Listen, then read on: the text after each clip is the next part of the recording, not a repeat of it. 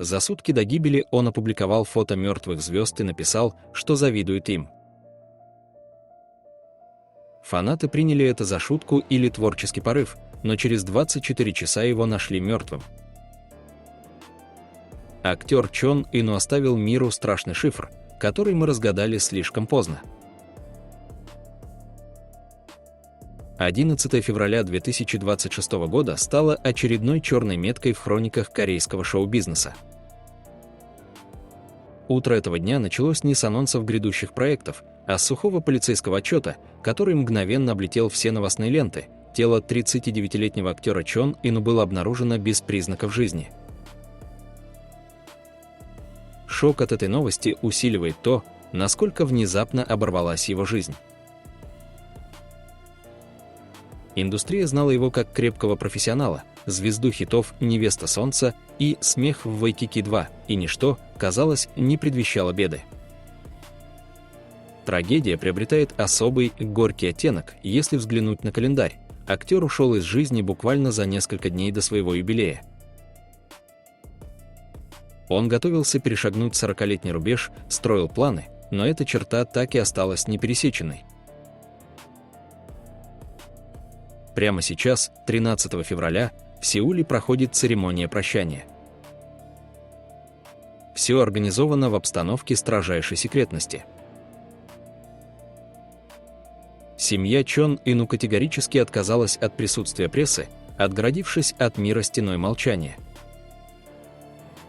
И именно эта гробовая тишина заставляет фанатов и коллег задаваться вопросом, что же на самом деле произошло за закрытыми дверями в то роковое утро. 10 февраля, ровно за 24 часа до трагедии, в социальных сетях актера появилось послание, смысл которого мы поняли слишком поздно. Это не были привычные кадры со съемочной площадки или улыбки друзьям. Чон Ину опубликовал коллаж с портретами двух легенд, чьи жизни оборвались трагически: гонконгской звезды Лесли Чуна, покончившего с собой, и британской певицы Эми Уайнхаус. Выбор этих фигур уже был тревожным звонком, но подпись под фото звучала как настоящий крик о помощи.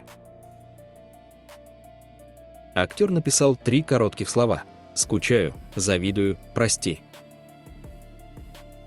Слово «завидую» рядом с фотографиями ушедших кумиров теперь, задним числом, кажется самым страшным признанием. Он открыто говорил миру, что завидует их покою. В конце фразы стояла странная аббревиатура на латинице «PR». «Биджи». Фанаты почти мгновенно разгадали этот шифр, прочитав его наоборот. Получилось «JB». RIP, что расшифровывается как «Goodbye», «Rest in Peace», «Прощайте», «Покойтесь с миром». Это был не просто эстетический пост, а публичное прощальное письмо, замаскированное под загадку, которую никто не успел остановить. Главный вопрос, который сейчас эхом отдается в сердцах миллионов поклонников, звучит пугающе просто: почему? Почему успешный, красивый мужчина в самом расцвете сил решил поставить точку? Официальные источники, полиция и агентство хранят гробовое молчание, ссылаясь на просьбу семьи, но, если собрать воедино осколки его жизни, вырисовываются 2 трагические версии, каждая из которых могла стать роковой. Первая версия – это крах карьеры из-за коварной болезни. Мало кто знает, но Чон Ину вел изнурительную борьбу с параличом лицевого нерва. Для актера, чей инструмент – это мимика, улыбка и взгляд, такой диагноз звучит как приговор. Представьте ужас человека, который живет камерой, но однажды понимает, что больше не владеет собственным лицом. Еще во времена съемок в дораме «Возвращение Хван Гэм Бок» он старался скрывать недуг, но страх потерять профессию и стать ненужным индустрии мог подтачивать его силы годами. Вторая версия еще страшнее – это глубокая, скрытая депрессия, которую он прятал за маской успеха. Выбор фотографий в его последнем посте – это не случайность, а ключ к пониманию его душевного состояния. Лесли Чун, гонконгская легенда, покончил с собой, прыгнув с 24-го этажа отеля, не выдержав внутренней боли.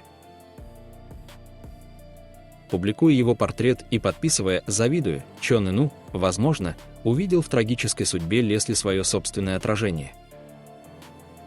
Он завидовал не славе ушедших кумиров, а их покою, которого так не хватало ему самому в этом шумном и жестоком мире шоу-бизнеса. Сегодня, 13 февраля, Сеул утопает в белых хризантемах, прощаясь не просто с талантливым актером, а с человеком, чья лучезарная улыбка в дораме «Хорошо воспитанная дочь» когда-то обещала зрителям счастливый финал. Но реальность написала для Чон Ыну совсем другой, жестокий сценарий. Индустрия замерла в оцепенении. Коллеги, которые еще вчера могли обсуждать с ним планы, теперь не находят слов утешения, а социальные сети переполнены слезами фанатов, внезапно осознавших, что больше никогда не увидят новых ролей своего кумира. Особое внимание сейчас приковано к реакции тех, кто был ему дорог в прошлом. Многие вспомнили его яркий и обсуждаемый роман с известной актрисой Пак Хан Бёль.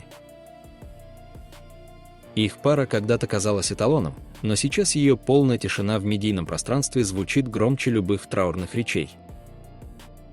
Это молчание – символ той оглушающей пустоты, которую оставляет после себя внезапный уход человека, даже если ваши жизненные пути разошлись много лет назад. Скорбь сегодня объединяет всех, и бывших возлюбленных, и случайных зрителей. Чон Ыну запомнится нам живым, харизматичным и полным надежд, но его трагический финал – это очередное мрачное напоминание о том, как холодно и одиноко бывает на сияющей вершине славы. Мир корейского шоу-бизнеса снова показал свой хищный оскал, забрав еще одну душу, которая, возможно, просто не нашла сил бороться с внутренней тьмой в одиночку. Теперь, когда софиты погасли навсегда, остается верить лишь в одно – Чон Ыну обрел тот самый вечный покой, которому он так отчаянно и публично завидовал в своем последнем послании. Покойся с миром, теперь тебе больше не нужно никому завидовать. Эта трагедия заставляет нас снова и снова задавать неудобные вопросы. Почему яркие звезды гаснут так быстро и почему мы замечаем их боль только тогда, когда становится слишком поздно? Как вы думаете, можно ли было спасти Чон Ыну, если бы кто-то вовремя расшифровал его последний сигнал? Напишите в комментариях, какой ролью он запомнился именно вам, в «Невесте солнца» или, может быть, в «Смехе в Вайкики 2». Давайте сохраним память о его таланте вместе. И если вы хотите первыми узнавать правду о мире, который скрывается за блеском софитов, обязательно подпишитесь на канал и нажмите на колокольчик.